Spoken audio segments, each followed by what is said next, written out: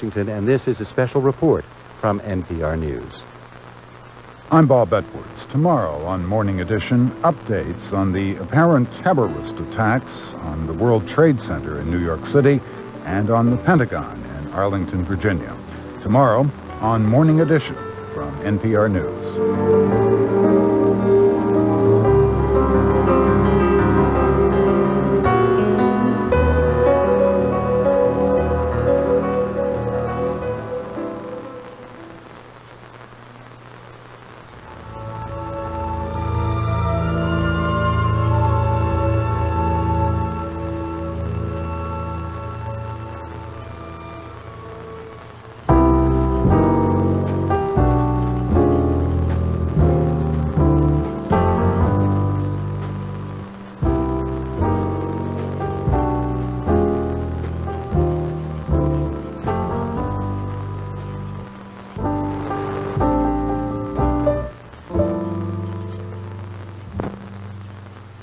You're in tune with listener-supported KUAZ 89.1 FM, Tucson.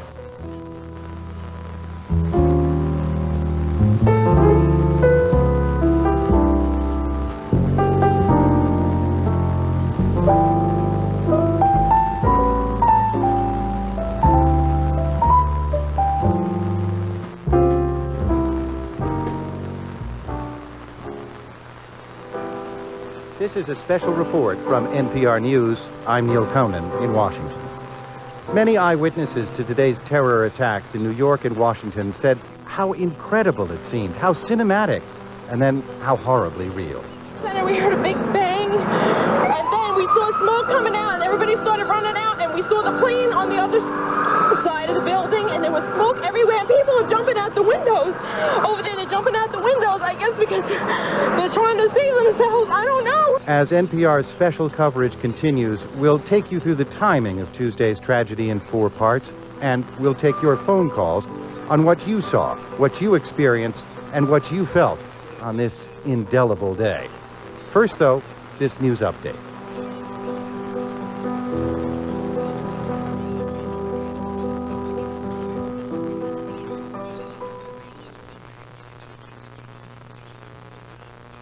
From NPR News in Washington, I'm Shay Stevens. President Bush was in a Sarasota, Florida classroom when news of today's terrorist attacks first broke. Terrorists using 3 hijacked planes leveled New York's World Trade Center and heavily damaged the Pentagon. A 4th hijacked plane crashed near Pittsburgh. Mr. Bush was quickly flown to a military base in Louisiana and then on to Nebraska as a safety precaution. This evening, he returned to the White House and briefly addressed the nation. As NPR's Brian Naylor reports. The president said thousands of lives were suddenly ended by what he called evil, despicable acts. The U.S., he said, will make no distinction between the terrorists who committed these acts and those who harbor them. These acts of mass murder were intended to frighten our nation into chaos and retreat. But they have failed. Our country is strong. A great people has been moved to defend a great nation. The president said the federal government, closed after the attacks, will reopen on Wednesday. Congress will be back in session, and lawmakers are expected to approve a resolution denouncing the attack and showing unity behind the president. Brian Naylor, NPR News, Washington. New York's police commissioner says there are survivors trapped in buildings near the rubble of the World Trade Center. Mayor Rudolph Giuliani has urged New Yorkers to stay home tomorrow unless they have to show up for work, calling it beneficial to all if non-essential personnel are not on the streets. He also urged residents not to rush to judgment amid reports speculating on who might be responsible for the attacks. Giuliani promised that his city would rebuild and emerge even stronger. NPR's Melissa Block is on New York's West Side Highway on the Hudson River just north of the World Trade Center. Many of the smoke-covered emergency personnel still are filing out under orders to go home and rest while heavy equipment is being brought in. Actually, what we're seeing now is large equipment going in. I've seen at least 2 and bulldozers and a lot of big trucks carrying huge lights that they're going to be setting up. What they're doing is trying to pull out some of the emergency vehicles that are down there now to make room for this equipment. They're going to start going through the rubble with it. I talked earlier with a National Guard, a member of the National Guard from New Jersey who was down there with a crew picking through the rubble with, shovels and picks and axes. And they did find some survivors. This was early on today. but in a terrible condition, most of them critical. He described one woman who was bleeding all over. He said she didn't even remember her own name. She was taken to hospital. He said they were at that point hearing some cries for help, but later when I talked to some firefighters, they said they were hearing nothing at all. That's from NPR's Melissa Block in New York. Meantime, there is fear that hundreds of firefighters and police officers died in today's attacks in New York. A firefighters union official says as many as 200 firefighters may have been killed, and dozens of police are believed missing. You're listening to NPR News. The Food and Drug Administration is relaxing its rules governing blood donations because of the urgent need for blood to treat victims of the terrorist attacks today. NPR's Joe Palca has more.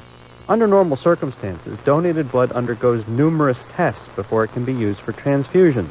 These include tests for the presence of HIV, hepatitis, and syphilis. But some of these tests can take time, and the need for blood may become urgent. So the FDA will allow blood that has not been fully tested to be used for transfusions, provided it is clearly labeled for emergency use only, and that the label contains a list of which required tests have not been completed. A small sample of all donated blood will be taken so testing can be completed. That way doctors will be able to take immediate steps if a patient did receive tainted blood. Joe Palca, NPR News, Washington.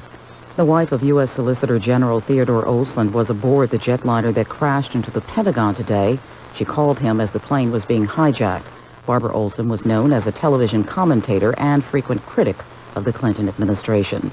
The aftermath of today's terrorist attacks is being felt overseas. Tokyo stocks plunged below the key 10,000 mark for the first time in 17 years as traders dumped shares in reaction to the attacks. The dollar was sharply lower against the yen. U.S. financial markets did not open for business today and will remain closed through tomorrow. The last time the New York Stock Exchange was closed